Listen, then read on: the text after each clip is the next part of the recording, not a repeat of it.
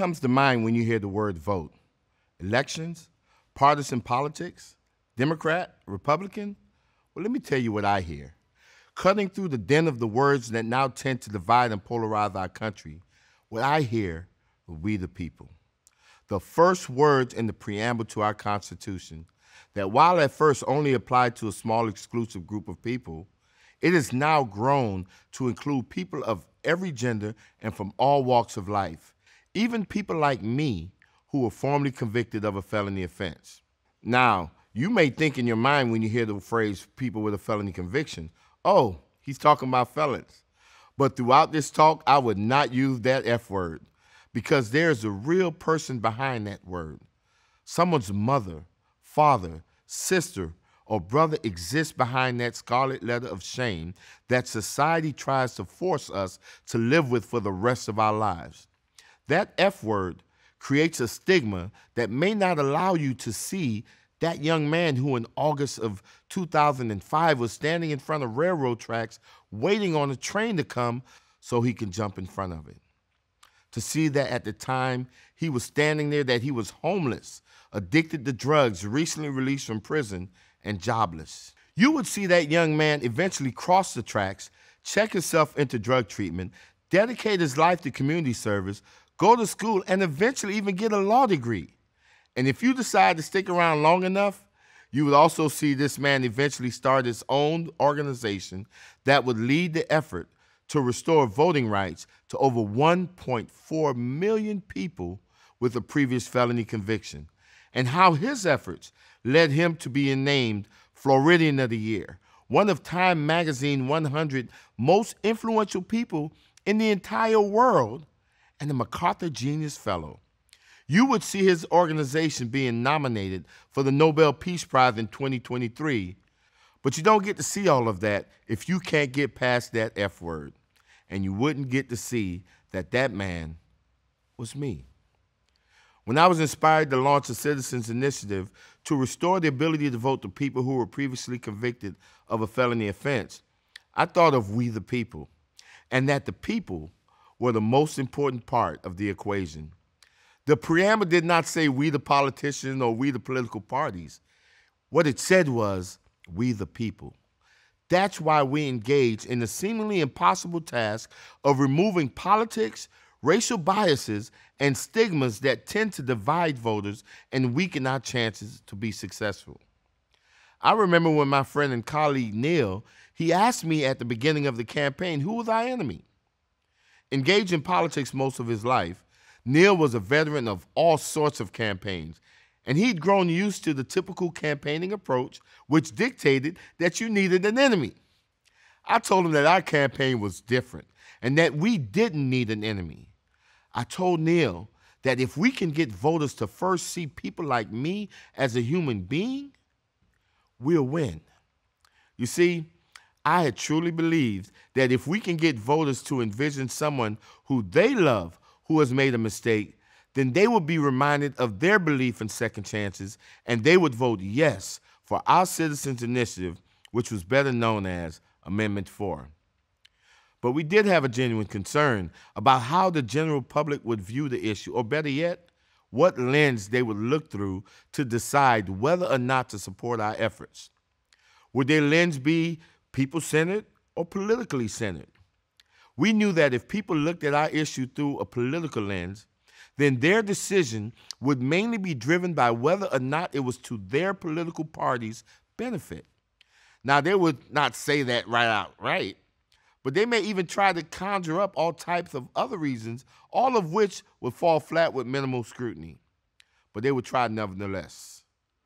Back then, I remember even talking about the benefits of voting yes on Amendment 4 and how I talked about a Florida study that showed a whopping 22 percentage point reduction in recidivism among a group of over 30,000 people released from incarceration, and how that reduction in that group represented almost $500 million that the state of Florida saved. I even remembered how I used the story of Jesus on the cross as an example of grace, forgiveness, and redemption. Yeah, there were good facts and figures and a great moral reason to support. But at its core was my belief that me, along with every other formerly convicted person, was a part of We the People, simply because we were people first. Because we were able to elevate our campaign above the type of issues that tend to divide our country, the world got to witness an amazing victory in which over 5 million people voted in support of our amendment, with over 1 million of those voters coming from people who experts insisted would be against such an initiative because of political implications. Our initiative even received more votes than either of the gubernatorial candidates that year, and the world got to witness an historic victory on a divisive issue in a divisive state during a divisive time in our country that was not powered by hatred, fear, or politics, but rather they got to witness a victory that was powered by love, forgiveness, and redemption. The world got to witness what can happen when you get voters to look through a lens that's centered on the people and not on the politics. And when voters look through a people-centered lens, they would see someone like me. I remember when I went to vote in the August primary in 2020. It was my first time voting in 35 years. The first time I voted, I had just graduated high school, and plans were already in place for me to join the military a few months later. At the time, it didn't mean much to me. I was 18, getting ready to explore the world and experience adulthood. Now that was exciting and important. Voting wasn't. But in August of 2020, as I walked down the path to enter my polling location, voting had taken on a much different meaning for me. When I was walking down that pathway, I felt as if I was walking on hallowed ground. That's because I started thinking of all the people who lost their lives fighting to create and protect a democracy. I thought of all the blood that was shed throughout this country and abroad. I thought of all the lives that were lost and the sacrifices that was made during the Reconstruction, Jim Crow, and the Civil Rights eras. People that were hung on trees, burned alive, bitten by dogs, and sprayed with fire hoses so that we the people, so that I could have the opportunity to vote. I thought about all the hundreds of volunteers who sacrificed so much of their time and resources to fight so that people like me that had a previous felony conviction could have the opportunity to vote. Volunteers like Miss Laura Pastor, this tiny white lady who even in her 90s would muster up the strength to drive herself across the state of Florida to collect petitions and stand in support of me and every other returning citizen in Florida who wanted to be a part of our democracy. I remember asking her one day, "Miss Laura, how do you get all those businesses to let you collect petitions on their property?" She responded, "Nobody says no to a grandmother." Yes, I knew I was walking on hallowed ground for real. When I entered into the polling location, I started to get anxious, and I didn't understand why until I entered into my assigned voting booth to start voting. As I paused before I started to vote, it all made sense to me. My anxiety existed because this time, 35 years later, I understood the importance of my vote. Better yet, I understood the sacredness of it. The blood that was shed and the sacrifices that were made helped create the sanctity of voting, and the sanctity of voting elevated my act of voting above partisan politics and the implicit and explicit biases. I understood that what I was doing was much bigger than choosing one candidate over another or a party over another. I understood that my act of voting did not even validate my race, political, or spiritual views. I believe that at the time, what my voting validated was my existence within a society where my voice mattered. It validated my personhood. And when we look through the lens of people, we also get to see people like Barbara, a woman in Southeast Florida who for over 20 years thought she would never be able to vote because of previous felony convictions due to a drug addiction. At some point, she had even given up hope. But as one of our organizers sat with her in her home, there she was filling out a voter registration form with tears flowing down her cheeks as she became overwhelmed with the significance of the moment.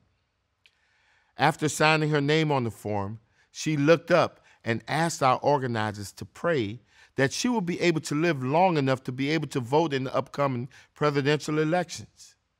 You see, what we were initially unaware of was that at some point prior to our encounter with Barbara, her doctor had given her 6 months to live because of an illness. Just think about that. Here we have a woman who has less than 6 months to live, and her dying wish was not to visit Disney World or to meet a celebrity or to visit an exotic location. Her wish was to get to feel what it felt like to be a full citizen, to feel what it felt like to engage in something bigger than her, and maybe like me, get to experience that validation of her existence in spite of the labels that society placed on her. She wanted to be a part of We the People. As I shared her story, I was approached by a reporter that asked if he can get an interview with Barbara. When I reached out to see if she was willing to be interviewed, I was told that Barbara died a couple of days before my call. I was devastated. I was devastated that Barbara didn't get the chance she yearned for so many years. As I mourned her passing, a local supervisor of elections heard me lamenting about the failed opportunity of Barbara voting, and he offered presenting a posthumous vote to Barbara's family. And in preparing Barbara's family for the presentation, that's when I discovered that after Barbara was cremated, her sister, knowing how much Barbara wanted to vote, took Barbara's ashes with her when she went to vote. And as fate would have it, it was in the same room that we were presenting the family with the posthumous vote certificate. So when I hear that word vote, my first thoughts are not on the things that separate us as a people or the issues that have been tearing our great nation apart. Instead, my first thoughts are the people from all walks of life who've made great sacrifices for the right to vote. I choose to think about our shared humanity and how our collective participation can create a more vibrant democracy. When I hear the word vote, I choose to hear We the People, and you should too.